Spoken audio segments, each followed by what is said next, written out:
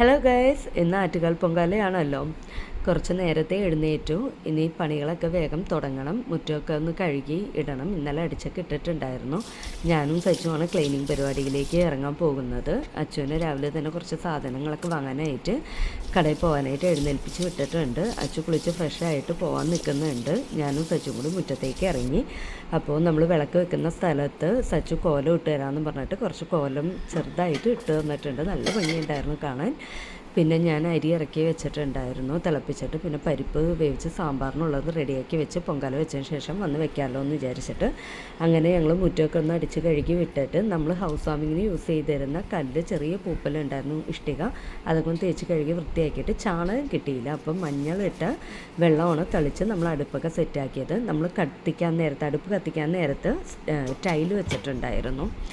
അങ്ങനെ പൊങ്കലൊക്കെ നല്ല ഭംഗിയായി. അപ്പോൾ നിങ്ങളെല്ലാവരും വീഡിയോസ് കാണാൻ ഞാൻ ഡിസ്ക്രിപ്ഷനിൽ ലോങ് വീഡിയോ ആഡ് ചെയ്തേക്കാം. അപ്പോൾ നിങ്ങളെല്ലാവരും കാണണം, സപ്പോർട്ട് ചെയ്യണം, ലൈക്ക് ചെയ്യണം, ഷെയർ ചെയ്യണം, കമൻറ്റ് ചെയ്യണം. എല്ലാവരും നിർദ്ദേശങ്ങളൊക്കെ തരണം. പുതിയതായിട്ട് ചെയ്യുന്നതാണല്ലോ, അപ്പോൾ നിങ്ങളുടെയൊക്കെ സപ്പോർട്ട് എന്തായാലും ഉണ്ടാവണം. കമൻസൊക്കെ ഇടണം. അങ്ങനെ സാമ്പാർ വെച്ച് പപ്പടം വറുത്ത് അച്ചാർ വെച്ച് ഞങ്ങൾ ചോറ് കഴിച്ചു. കുറച്ച് പാത്രങ്ങളൊക്കെ ഉണ്ടായിരുന്നു, അതെല്ലാം കഴുകി അടുക്കളയൊക്കെ ക്ലീനാക്കി ഇട്ടിട്ട് ഒന്ന് പുറത്തേക്കൊക്കെ പോകാനുണ്ടായിരുന്നു. അങ്ങനെ പോയി.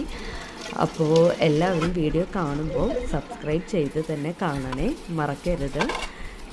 പിന്നെ സപ്പോർട്ട് ചെയ്യണം, എന്തായാലും സപ്പോർട്ട് ചെയ്യണം. എല്ലാവരും സബ്സ്ക്രൈബ് ചെയ്യണം, ലൈക്ക് ചെയ്യണം. വീണ്ടും പറയണം, ലൈക്ക് ചെയ്യണം, ഷെയർ ചെയ്യണം, കമൻറ്റ് ചെയ്യണം. നിർദ്ദേശങ്ങളെല്ലാം സ്വീകരിക്കുന്നതാണ്. സപ്പോർട്ട് ചെയ്യുമെന്ന് വിചാരിക്കുന്നു. ബൈ.